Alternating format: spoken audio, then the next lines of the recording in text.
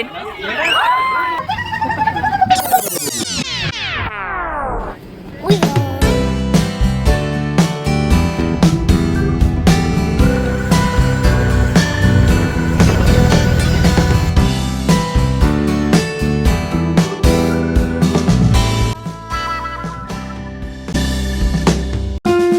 There is little fish.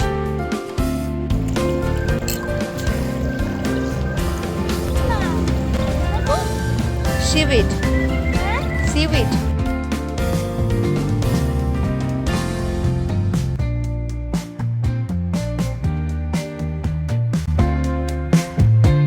Really interesting research. Thank you. So this is an elbow strap. As you can see, he is much smaller than she is. Right in the middle. Now there is another way to tell between male and female bush crab.